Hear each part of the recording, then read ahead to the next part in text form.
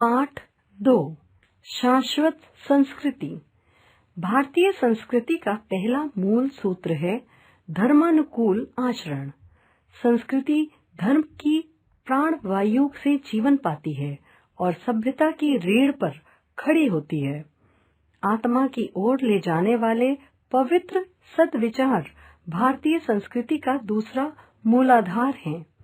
वर्णाश्रम व्यवस्था और जन्मांतर पर विश्वास भारतीय संस्कृति का तीसरा आधार है।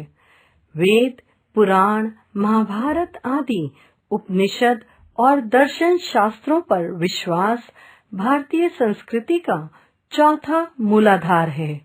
कर्म और दायित्व भारतीय संस्कृति का पांचवा मूलाधार है और विदेशी भी जिस दर्शन का लोहा मानते हैं वह भारतीय संस्कृति का प्राण है।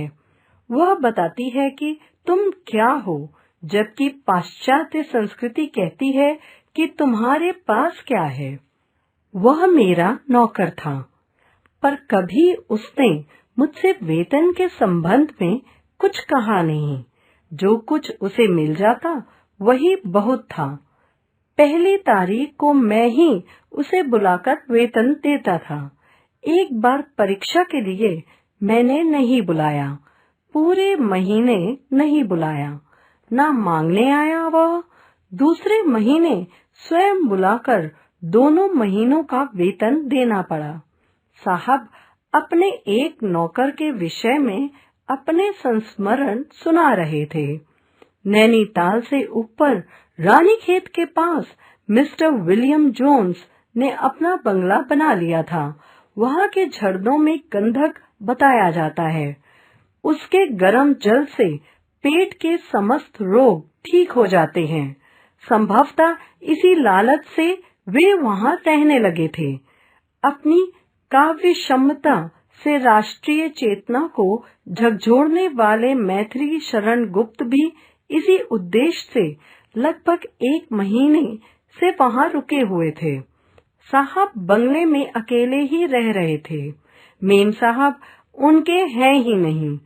एक माली, एक खानसामा और एक टॉमी कुत्ता, बस यही उनका परिवार है। यहाँ कोई और मिलने वाला न होने से गुप्त जी इन साहब के साथ अक्सर मिलते ही जा बैठते थे। एक दिन एक पहाड़ी पर टहलते हुए इन दोनों का परिचय हुआ और फिर घनिष्ठता हो गई। अंग्रेज सज्जन में वह अकड़ तनिक भी न थी, जो उन दिनों ब्रिटिश भारत में रहने वाले किसी भी अंग्रेज में होना सामान्य बात थी। घंटों दोनों साथ बैठकर भारतीय संस्कृति व हिंदी साहित्य पर चर्चा करते।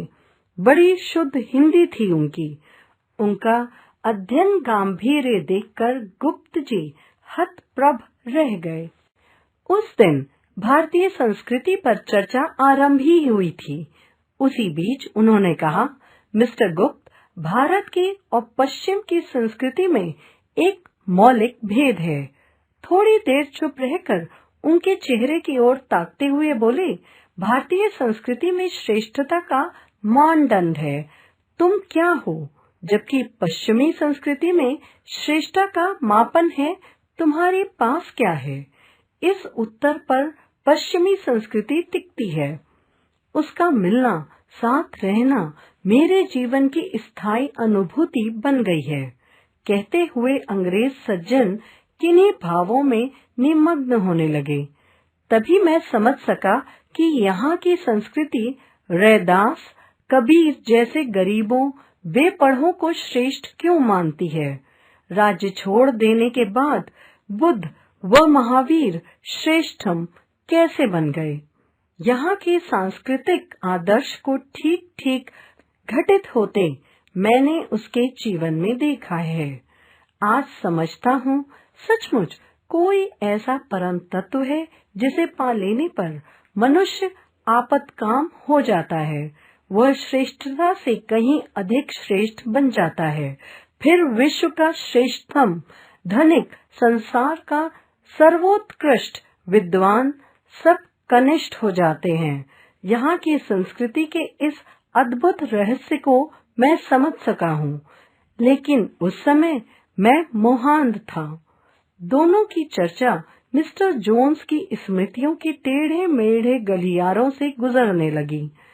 अफ्रीका के बोअर युद्ध में मैं कर्नल था। वही मानव की नृशंसता का नंगा चित्र देखने को मिला।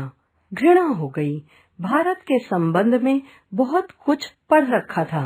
यहाँ आ गया और आगरा में कर ली प्रोफेसरी। यहाँ आने से पहले तक मैं वहीं था।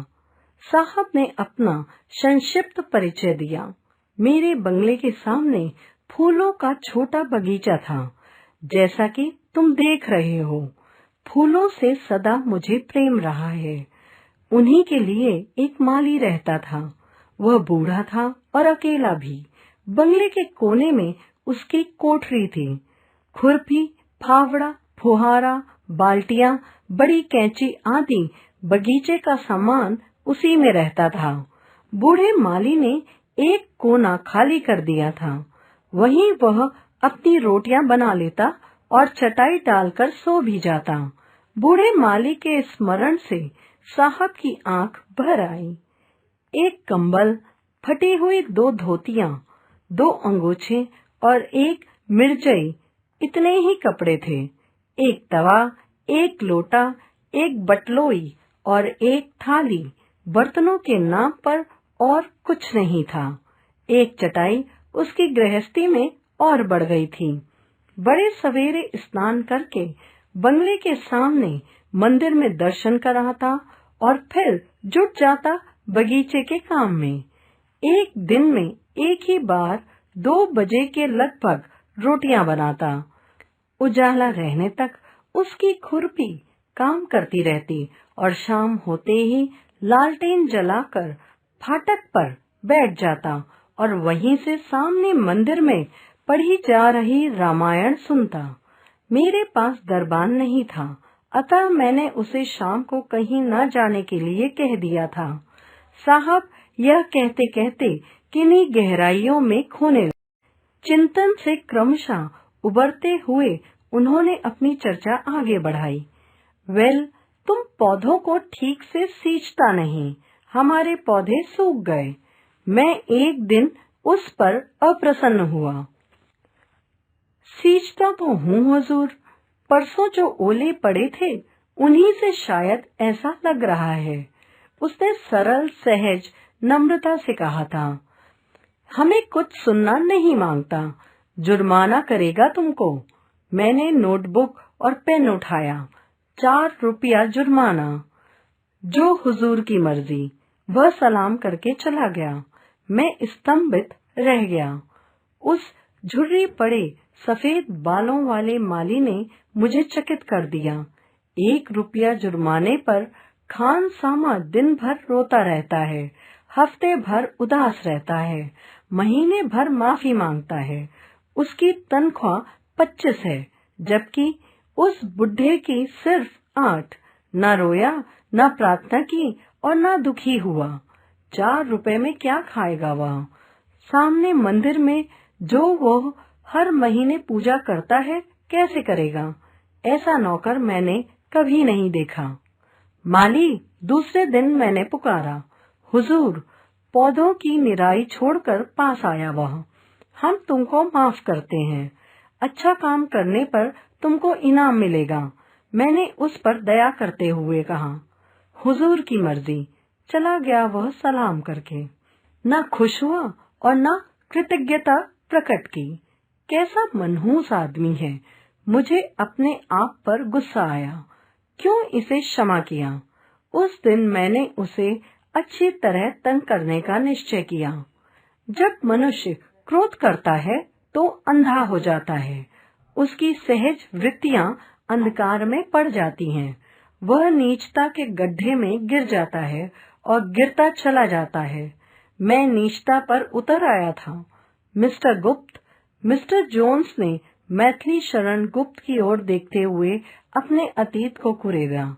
मैंने खानसामा से कहा, चुपके से बुढ़े का कंबल उठा लाओ। माघ की रात्रि में एक दिन पहले ओले पड़ चुके थे। उस दिन भी बदली थी। बुढ़ा शाम को खूब चिल्लाएगा। कोई दूसरी बात मेरे मन में नहीं थी। 10 बजे रात को मैं चौंक कर उठा। खानसामा बुलाने आया था। उसने रिपोर्ट दी। माली ना तो बड़बड़ाया, ना ही उसने गालियां दी। केवल इतना ही कहा, किसी बेचारे की ठंडी रात सुख से कटेगी। अच्छा हुआ। अब वो सूखी घास बगीचे में से ले आया है और उसका ढेर बनाकर उसी में पड़ा है। कंबल दे आओ, मेरा नाम मत लेना। मैंने दया तो अवश्य दिखाई, पर पराजय स्वीकार नहीं की। इस जिद के मारे उस वर्ष गर्मियों की छुट्टी में नैनीताल नहीं गया। ज्येष्ठ की कड़ी दोपहरी में बगीचे की सघन छाया में बैठकर बुढ़े से ठीक निर्जला एकादशी को पूरे दिन घास छिलवाई मैंने। वह एक बार भी असमर्थता बताता, गिड़गिड़ाकर छुट्टी मांगता तो मैं प्रसन्न हो जाता, पर वह चुपचाप काम करता रहा। खानसामे ने शाम को बुढ़े से कहा, साहब पूरा जल्लाद है, व्रत के दिन भी। मैं सुन रहा था। छी, मालिक की निंदा करते हो, काम नहीं लेंगे तो क्या मुंह देखने को रखा है, वैसे बड़े दयालु हैं। मैं अधिक सुन नहीं सका। बंगले में आकर आराम कुर्सी पर धम्म से बैठ गया। लेकिन अभी मेरा अहंकार हारा नहीं था। मैंने दूसरे दिन खानसामा को इधर उधर की समझाकर भेज दिया। मुझसे पूछकर ही वह मालियों की पंचायत में गया था। पंचायत का चौधरी था वह। भरी पंचायत में जाकर खानसामा ने उसे गालियां दी और थप्पड़ लगाया। चोर कहकर खानसामा उसे पकड़कर मेरे पास ले आया। मेरे पूछने पर उसने कहा, मुझे कोई शिकायत नहीं है, हुक्म हो तो पंचायत का काम पूरा कराऊं। सुना मालियों में बड़ी उत्तेजना थी। वे खानसामा की मरम्मत करना चाहते थे। बुढ़े ने उन्हें समझाकर शांत किया। बेचारे के पैसे खो गए। मुझ पर संदेह ना होता तो वह ऐसा क्यों करता। हानि से दुखी है, भूल हो गई। मैं सुनकर सन्न रह गया। सोचने लगा कि ईर्ष्या मनुष्य को कितना नीच बना सकती है। मैंने दूसरा माली रख लिया। बुढ़े को केवल निगरानी का काम दे दिया और वेतन दुगना कर दिया। कोई खुशी दिखाई नहीं दी उसके चेहरे पर। दूसरे दिन वह ज्यों का त्यों काम करने में जुटा हुआ था और नया माली जो उसका असिस्टेंट था बैठा हुआ चिलम पी रहा था। अंततः 1 महीने में नए माली को मुझे निकालना पड़ा। बुढ़े ने कभी उसकी शिकायत नहीं की, ना उसे निकालने की प्रार्थना करने आया। वह वही 8 रुपए लेने को तैयार था, पर मैंने किसी तरह स्वीकार नहीं किया। वह अब प्रत्येक पूर्णिमा को सत्यनारायण की कथा सुनने लगा था। मैं जानता था कि वेतन के बढ़े रुपए प्रसाद और दक्षिणा में दे आता था। मुझसे पूछकर पूर्णिमा को सामने के मंदिर में कथा की व्यवस्था करके सुनने चला जाता। लेकिन एक दिन, उस दिन साहब का कंठ भर्रा गया। गुप्त जी उनकी भाव भंगिमा में आए परिवर्तन से चौंक गए। मिस्टर जोन्स कह रहे थे, पता नहीं मुझे क्या हो गया था, मुझे कौन सा शैतान दबाए बैठा था। मैंने उसे आज्ञा नहीं दी। तुम्हारी रामनवमी। उसे 2 दिन से ज्वर आ रहा था। बगीचे का काम वह बराबर करता था। आज का काम उसने निपटा दिया था। पौधे सींच दिए थे और उखड़ने योग्य क्यारियां गोड़ दी थीं। राम जन्म के समय मंदिर में जाना चाहता था। वो आधे घंटे के लिए जाएगा, आरती हो जाने पर लौट आएगा। साहब ने सूनी दृष्टि उठाई। सवेरे बिल्ली ने दूध गिरा दिया था। चाय देर से मिलनी थी। सुबह का अखबार नहीं आया था। सीढ़ी से उतरते समय बूट फिसलने से पैर में मोच आ गई थी। झल्लाहट थी ही। कह दिया, फाटक से बाहर नहीं जा सकते, चुपचाप काम करो। साहब ने आंखें पूछी। बंदूक का शब्द हुआ। मैं बंगले से बाहर आ गया। कहाँ फायर हुआ पूछते ही मन में आ गया कि मंदिर में जन्म के समय धड़ाका किया गया है। माली। अपने सामने फाटक के पास स्टूल पर उसका बैठना मुझे बुरा लगा। उत्तर ना पाकर मैं झपटा। उसे ढकेल कर ठोकर लगाना चाहता था। हाथ लगाते ही मैं भौचक्का 2 कदम पीछे हट गया। धक्के से बुढ़ा लुढ़क गया था। वह माली कहाँ था? वह तो उसका शरीर भर था। मैं चीख पड़ा और मैं साहब जैसे कुछ खोजने लगे। सामने बैठे मैथिली शरण गुप्त को ऐसे ताका जैसे अपनी खोई वस्तु उन्हीं के अंदर ढूंढ रहे हों।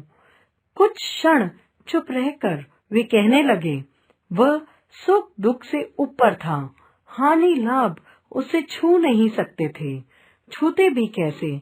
वह महानता के सर्वोच्च शिखर पर जो था।